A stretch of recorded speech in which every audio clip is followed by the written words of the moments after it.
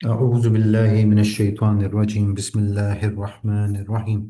اللهم لك الحمد حمدا كثيرا طيبا مباركا فيه. اللهم صل على محمد وعلى آل محمد كما صليت على إبراهيم وعلى آل إبراهيم إنك حميد مجيد. وبارك على محمد وعلى آل محمد كما باركت على إبراهيم وعلى آل إبراهيم إنك حميد مجيد.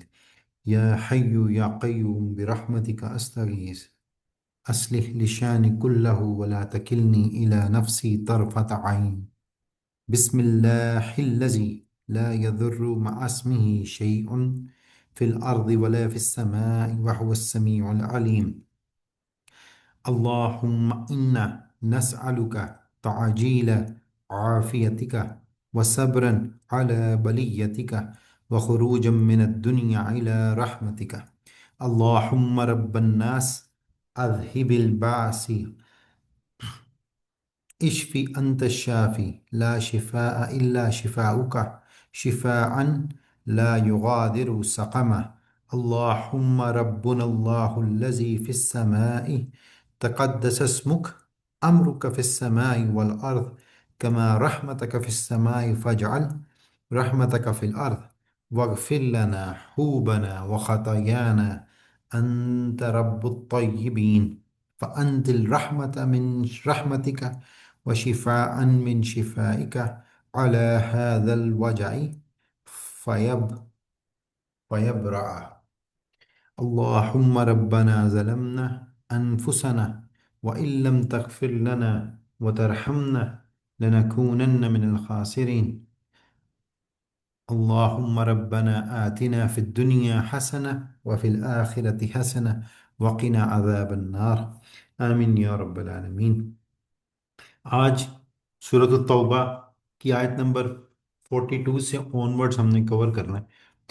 جس طرح لاسٹ ٹائم کی جو آیات تھیں ان آیات کے اندر بھی ہم نے یہ دیکھا تھا کہ اللہ تعالیٰ نے اب مطلب جو شان نزول تھا ان آیات کا وہ یہ تھا کہ غزوہ تبوک ہونے کو ہے، اور اللہ تعالیٰ نے جہاد کو فرض قرار دے دیا سب کے اوپر، اور اس کو فرض قرار دینے کے بعد جو چھانٹی ہونی تھی وہ مومنین اور منافقین میں ہونی تھی، کہ جو لوگ اللہ کی راہ پر نہیں ہیں، منافقین ہیں، وہ کوئی نہ کوئی عذر پیش کریں گے، اور جو اللہ کی بات مانے ہوئے ہیں ان کو جہاد پہ جانے کے لیے کسی عذر کی ضرورت نہیں ہے۔ غزوہ تبوک یہ وہ غزوہ تھا جس میں رومنز امپائرز کے خلاف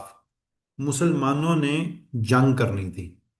اللہ کے نبی نے سب کو حکم دیا کہ وہ اپنی جان اور اپنی مال کے ساتھ بغیر کوئی عذر پیش کی اس غزوے کی تیاری کریں۔ اب منافقین جو کہ مسلمانوں کو مختلف مواقعوں کے اوپر تکلیفیں اور مطلب سازشیں کر چکے تھے، اب وہ منافقین یہاں پھنس گئے۔ اللہ نے یہاں ان کو ٹریپ کر دیا کہ اب تو ان کو جہاد پر جانا ہی پڑے گا۔ اب یہ منافقین باری باری آتے اور اللہ کے نبی کو اپنا عذر پیش کرتے نہ جانے کے لیے، اور اللہ کے نبی ان کا عذر قبول کرتے جاتے۔ یہ ہم نے پچھلی کلاس میں پڑھا۔ اب یہاں اللہ تعالیٰ اسی چیز کو اب آگے کنٹینیوشن کر رہے ہیں کہ جو منافق ہوتے ہیں وہ جھوٹے ہوتے ہیں، یہ عذر پیش کرتے ہیں۔ اس کی وجہ یہ ہے کیونکہ سفر مشکل ہے، جہاد مشکل ہے۔ اگر یہ چیزیں آسان ہوتی تو یہ لازمی آپ کے ساتھ جاتے۔ کیوں؟ کیونکہ ان کو یا تو اپنی واہ واہ کروانی ہے یا ان کو مال غنیمت لینا ہے، تو ان کا محض مقصد دنیا کا حصول ہے۔ یہ منافقین کا طرز عمل تھا۔ اب آپ اس کی مطلب ہم اس کی آیات اور ترجمے کو دیکھیں گے، آپ کو اس کی خود بخود سمجھ آتی رہے گی۔ اعوذ باللہ من الشیطان الرجیم۔ لو کان عرضا قریبا وسفرا قاصدا لاتبعوك ولكن بعدت عليهم الشقة وسيحلفون بالله لو استطعنا لخرجنا معكم يهلكون أنفسهم والله يعلم إنهم لكاذبون۔ اگرچہ جلد وصول ہونے والا مال و اسباب ہوتا اور ہلکا سفر ہوتا تو یہ ضرور تیرے پیچھے ہو لیتے۔ اب اللہ تعالیٰ اپنے نبی کو فرما رہے ہیں کہ اگر تبوک کا سفر لمبا نہ ہوتا، سفر کم ہوتا، اس میں مالی بینیفٹ زیادہ ہوتا تو یہ ضرور تیرے پیچھے ہو لیتے جیسے پچھلے غزوے میں کرتے رہے، لیکن ان پر تو دوری اور دراز کی مشکل پڑ گئی۔ اب تبوک جانا مکہ سے، دور حاضر میں بھی اگر آپ کو تبوک جانا ہو تو غالباً آپ کو 5 سے 6 گھنٹے کم و بیش لگ جاتے ہیں۔ آج کے جدید دور کے اندر بھی مدینہ سے تبوک تک کی جو سڑک ہے وہ ون وے نہیں ہے، گاڑیاں آ بھی رہی ہیں، گاڑیاں جا بھی رہی ہیں۔ جو ہم جیسے مسافر ہیں وہ بھی ریکمینڈ نہیں کرتے کہ آپ اندھیرے میں وہاں سفر کریں، کیوں؟ کیونکہ سامنے سے گاڑی بھی آ رہی ہے۔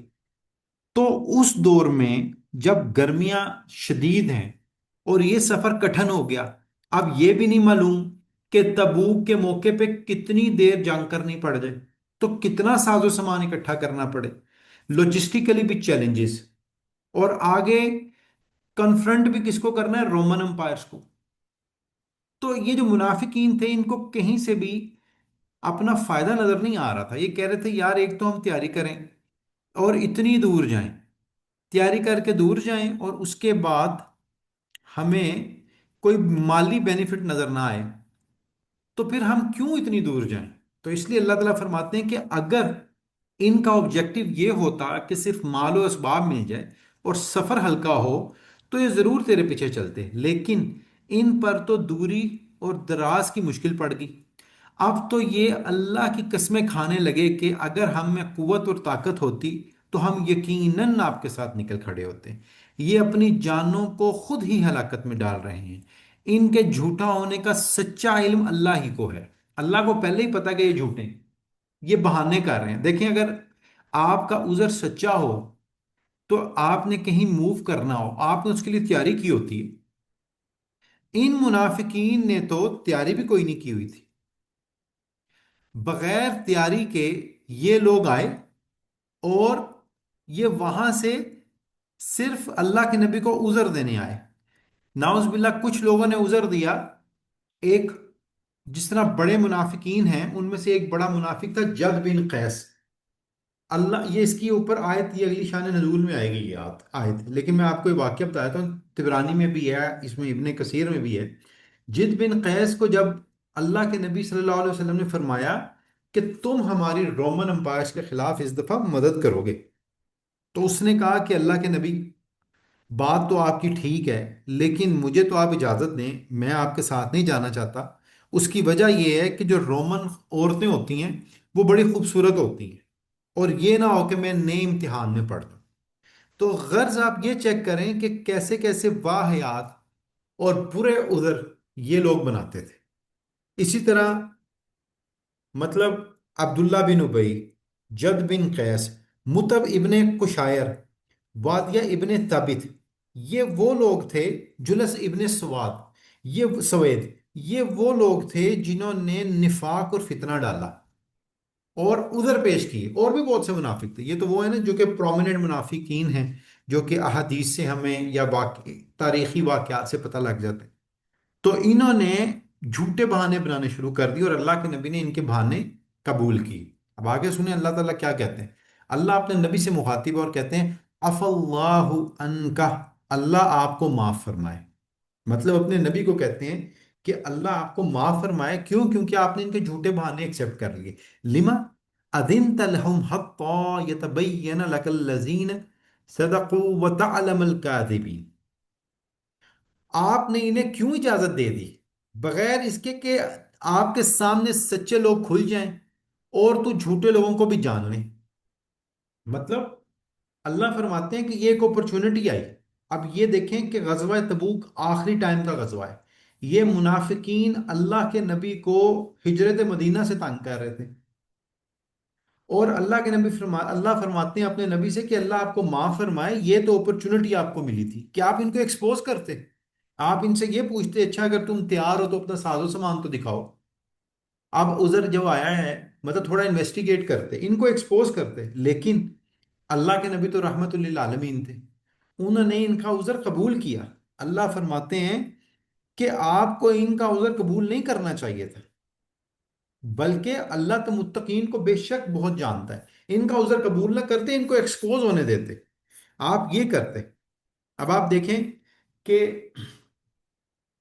آگے آگے اس کو سنیں، انما یستأذنک الذین لا یؤمنون باللہ والیوم الآخر وارتابت قلوبهم فهم فی ریبہم یترددون۔ اور یہ اجازت تو تجھ سے وہی طلب کرتے ہیں جنہیں نہ اللہ پر ایمان ہے اور نہ آخرت کے دن کا یقین ہے، جن کے دل شک میں پڑے ہوئے ہیں، وہ اپنی شک میں ہی سرگرداں ہے۔ اب آپ دیکھیں، اجازت جہاد پہ جانے کی اللہ کے نبی سے یا عذر اپروف کروائے کون؟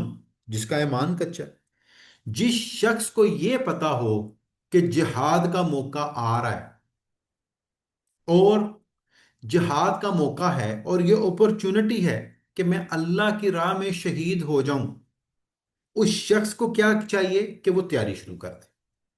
اب جو منافق ہوگا وہی اپنی زندگی کو بہترین سمجھتے ہوئے، اس سے محبت کرتے ہوئے کیا کرے گا؟ جہاد کی حامی نہیں بھرے گا۔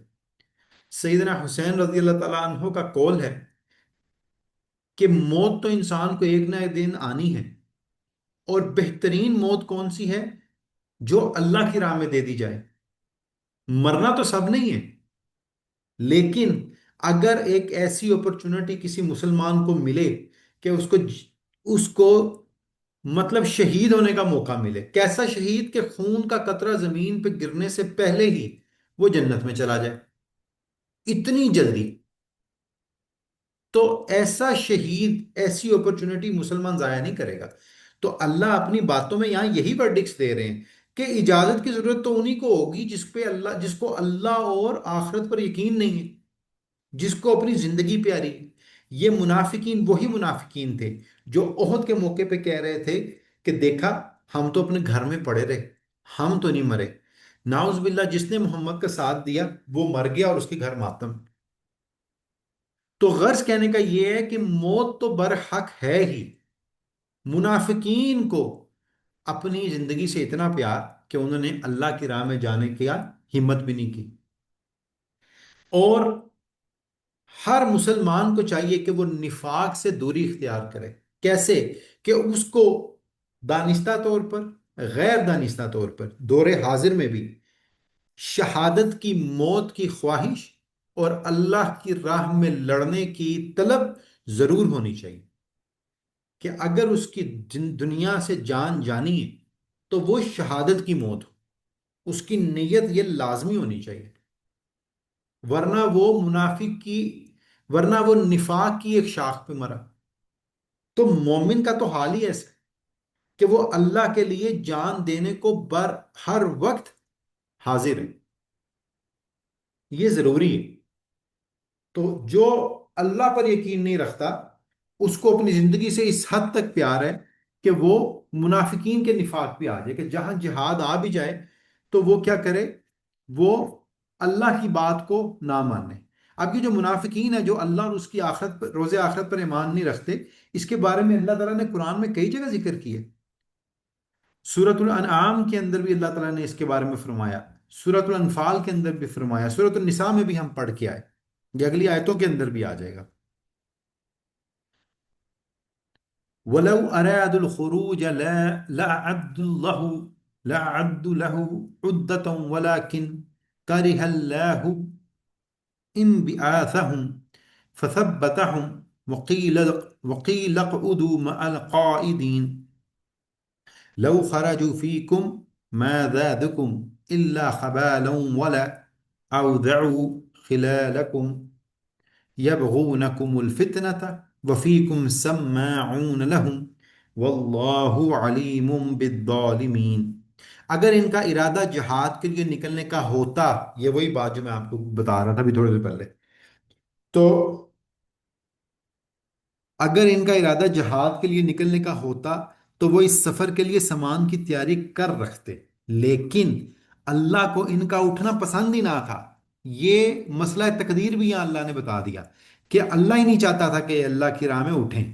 ٹھیک ہے، اب اس کا یہ ہرگز مطلب نہیں ہے کہ یہ چیز اختیاری نہیں تھی، انہوں نے چوز کی، انہوں نے چوز کی، لیکن جب انہوں نے یہ چیز چوز کی تو اللہ نے ان کا اٹھنا ناپسند کر دیا، بس انہیں حرکت ہی سے روک دیا گیا اور کہہ دیا گیا کہ تم تو بیٹھنے والوں کے ساتھ ہی بیٹھے رہو۔ اگر یہ تم میں مل کر نکلتے بھی تو تمہارے لیے سوائے فساد کے اور کوئی چیز نہ بڑھاتے، بلکہ تمہارے درمیان خوب گھوڑے دوڑا دیتے اور تم میں فتنہ ڈالنے کی تلاش میں رہتے۔ ان کے ماننے والے خود تم میں موجود ہیں، اللہ ان ظالموں کو خوب جانتا ہے۔ اب آپ یہ دیکھیں کہ یہاں اللہ تعالیٰ بات کر رہے ہیں نیتوں کی۔ وہ نیت کیا ہے کہ اللہ نے مہر لگا دی۔ سورۃ الانعام میں اللہ تعالیٰ فرماتے ہیں اگر کفار نئے سرے سے بھی دنیا میں لٹا دیے جائیں نا، یہ تب بھی ایسا ہی کریں گے جیسا آج کرتے ہیں۔ اللہ تعالیٰ سورۃ الانفال میں فرماتے ہیں اگر ان کے دلوں میں کوئی خیر ہوتی تو اللہ ان کو ضرور سناتا، لیکن اب ان کا حال ایسا ہے کہ یہ منہ پھیر لیتے ہیں جب ان کو اللہ کی بات سنائی جائے۔ سورۃ النساء میں ہم پڑھ کے آئے ہیں کہ اگر ہم ان پر لکھ دیتے کہ تم آپس میں موت کا کھیل کھیلو یا جلا وطن ہو جاؤ تو بہت کم لوگوں کے لیے ہرگز اسے نہ کرتے، بہتر تھا کہ وہ اللہ کی دی ہوئی نصیحت کو سنتے اور اس کو مانتے، لیکن انہوں نے یہ کام نہیں کیا۔ اب اللہ فرما رہے ہیں کہ اگر یہ اچھا ہے کہ تبوک میں نہیں گئے، اگر یہ تبوک میں تمہارے ساتھ چلے جاتے ہیں نا زیادہ بڑے لوگ، تو کیا ہوتا، یہ ڈسکریجنگ فیکٹر ہو جاتا، یہ وہاں جا کے ایسی حرکت کرتے کہ مسلمانوں کا حوصلہ پست ہو، جیسے انہوں نے خندق کے موقع پہ کیا، جیسے انہوں نے بدر کے موقع پہ کیا۔ مطلب یہ لوگ ہر موقع پہ ایسا کوئی کام کرتے تھے جس سے جماعت ڈسکریج ہو۔ اب یہی تبوک کا موقع ہے جس پہ اللہ کے نبی نے رازدان رسول حذیفہ بن یمان رضی اللہ تعالی عنہ کو 12 منافقین کے نام بھی بتائے، وہ تفسیر میں آگے آ جائیں گے جا کے، لیکن اب یہی بات ہے، اللہ نے فرمایا کہ ابھی بھی جو تمہارے ساتھ چلے گئے ہیں نا، یہ ان میں بھی منافق موجود ہیں، اور یہ وہی منافق تھے جنہوں نے اللہ کے نبی کو تبوک سے واپسی پہ قتل کرنے کا مطلب منصوبہ بھی بنایا اور ٹرائی بھی کی۔ تو اللہ تعالیٰ فرما رہے ہیں یہ ابھی بھی تمہاری صفوں میں موجود ہیں، یہ پریڈکشن بھی اللہ نے کر دی۔ تو غرض کہنے کا یہ ہے، یہ جو آیت نمبر 46 تھی، وہ 46 آیت نمبر کیا کہتی ہے آپ کو، کہ بتا دیتی ہے کہ ان کے دلوں پہ مہر لگ گئی، اور اگر یہ سننے والے ہوتے تو اللہ ان کو ضرور سناتا، اگر یہ دوبارہ پیدا ہو جائیں گے تو یہ پھر منافقین ہی پیدا ہوں گے، یہ یہی کریں گے۔ ٹھیک ہے، اب آپ دیکھیں اگلی جو آیات ہیں ہماری وہ کیا ہیں، آیت نمبر 48 اور 49، یہ آج کی آخری آیات ہیں۔ لقد ابتغوا الفتنة من قبل وقلبوا لك الأمور حتى جاء الحق وظهر أمر الله وهم كارهون۔ یہ تو اس سے پہلے بھی فتنے کی تلاش کرتے رہتے ہیں اور تیرے لیے کاموں کو الٹ پلٹ کرتے رہتے ہیں یہاں تک کہ حق آ پہنچا اور اللہ کا حکم غالب آ گیا، باوجود یہ کہ وہ ناخوشی میں ہی رہے۔ اب یہ کیا بات اللہ فرما رہے ہیں؟ دیکھیں ہجرت مدینہ سے یہودی جو تھے بغاوت میں لگے رہے، اللہ کے نبی نے جیسے ہجرت مدینہ کی، اللہ کے نبی کو یہودیوں کا چیلنج علیحدہ تھا اور مدینہ کے منافقین کا چیلنج علیحدہ تھا۔ ٹھیک ہے، غزوہ خندق کا موقع ہوا تو یہ جو لوگ تھے یہودی، انہوں نے مشرکین مکہ سے کہا آجو اٹیک کرو، ہم تمہارا ساتھ دیں گے۔ ٹھیک ہے، بدر کا موقع آیا تو یہ جو یہودی تھے اور منافقین مدینہ تھے، ان لوگوں میں اللہ کے نبی کی دھات بیٹھ گئی، ان کے اوسان خطا ہو گئے۔ کیسے؟ بدر ہوئی، بدر میں مسلمانوں کو فتح ہو گئی 313 کے ساتھ، ان کا ارادہ اللہ فرماتا ہے وہاں ہی ٹوٹ گیا کہ اللہ کا حکم غالب آ گیا، یہ منہ دیکھتے رہ گئے۔ اب جب بدر میں فتح ہوئی تو یہ جو بڑے بڑے لوگ تھے، عبداللہ بن ابی جس کو رئیس المنافقین کہا جاتا ہے، اس کے پاس اور کوئی چارہ نہیں تھا بجائے اس کے کہ یہ مسلمان ہو جاتا، اور یہ مسلمان ہو گئے، اور یہ مسلمان ہو کر مسلمانوں کی صفوں میں شامل رہے، اور جب یہ مسلمانوں کی صفوں میں شامل رہے تو انہوں نے یہی ہیلے بنانے شروع کیے، لیکن اللہ فرماتا ہے کہ یہ اندر سے خوش نہیں تھے، لیکن اللہ کا حکم غالب آیا۔ اب یہ جو اگلی آیت ہے، یہ وہی جو میں نے آپ کو جد بن قیس والی بات بتائی، یہ اس کا وہ اسی آیت کے اوپر ہے۔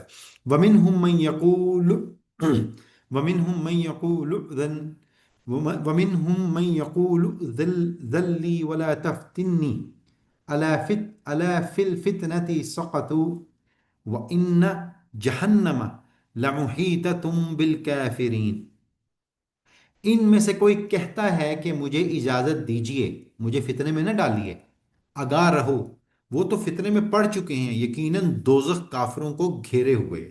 اب آپ دیکھیں اللہ فرما رہے ہیں کہ ان میں سے کوئی کہتے ہیں مجھے اجازت دے دیے، فتنے میں نہ ڈالیں۔ یہ جد بن قیس نے کیا کہا تھا کہ رومی عورتیں بہت زیادہ خوبصورت ہوتی ہیں، تو میں کہیں اپنا قابو نہ، مطلب اب میں اپنے قابو میں نہ رہوں، تو آپ مجھے اجازت دے دیں کہ میں ورنہ فتنے میں آ جاؤں گا، عورت کے فتنے میں، اور آپ کو تو پتہ ہے اللہ کے نبی عورت کا فتنہ کتنا خطرناک ہے۔ تو اللہ فرما رہا ہے جس نے اللہ کے نبی سے ایسا بہانہ کر کے اجازت مانگی، وہ تو آلریڈی فطرے میں پڑ گیا۔ کیوں؟ کیونکہ وہ جہاد پہ ہی نہیں جا رہا۔ اور اس کا مقام اور ایسے لوگوں کا مقام کیا ہے؟ جہنم میں۔ ٹھیک ہے؟ تو غرض کہنے کا یہ ہے،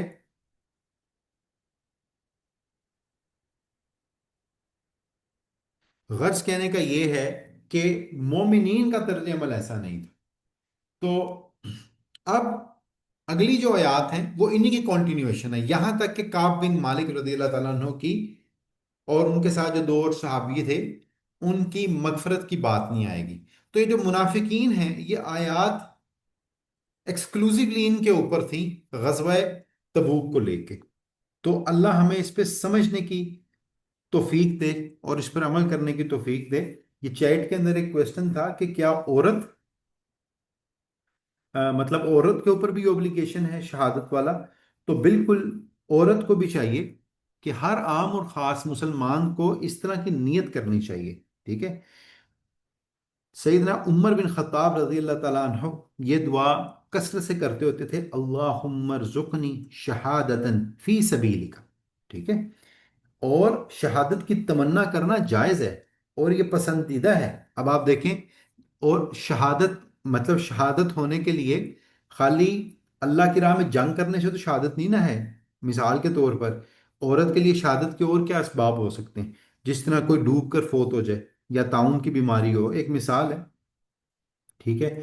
مطلب جس طرح شہادت کے لیے باقی چیزیں بتائی گئی ہیں کہ طاعون سے وفات ہے، پیٹ کی بیماری ہے، ڈوب کر وفات ہے، ملبے کے نیچے دب کر وفات ہے، یہ مختلف اقسام ہے شہادت کی۔ اللہ سے ناگہانی موت کی پناہ ہر وقت مانگتے رہنا چاہیے۔ ٹھیک ہے؟ اور شہادت کی تمنا ہر وقت کرنی چاہیے۔ بعض علماء کرام کے نزدیک یہ چیز بھی مطلب قابل قبول ہے، اور وہ یہ کہتے ہیں کہ حمل اور ولادت کے دوران اگر عورت کی وفات ہو جائے تو اس کو شہادت کا درجہ ملے گا۔ اور اگر کوئی عورت خاص، عورت یا مرد، عام ہو یا خاص ہو، وہ اللہ کی راہ میں نہ بھی شہید ہو، اگر وہ عام طبی موت بھی مر جائے، لیکن اگر اس میں یہ نیت ہو کہ اللہ مجھے شہادت کی موت دے، تو انشاءاللہ اللہ اس کو شہادت کا درجہ عطا فرمائے گا۔ ایک اور صحیح حدیث میں آتا ہے، جو شخص سچے دل سے اللہ سے شہادت مانگے، اللہ اسے شہداء کے درجے تک پہنچا دیتا ہے، اگرچہ وہ اپنے بستر پر ہی فوت کیوں نہ ہو۔ صحیح مسلم کی یہ روایت ہے۔ تو غرض یہ ہے کہ اللہ مجھے اور آپ کو ان آیات پر عمل کرنے کی اور اس کی صحیح سمجھ توفیق عطا فرمائے۔ سبحانک اللہم و بحمدک، اشہد ان لا الہ الا انت، استغفرک و اتوب الیک۔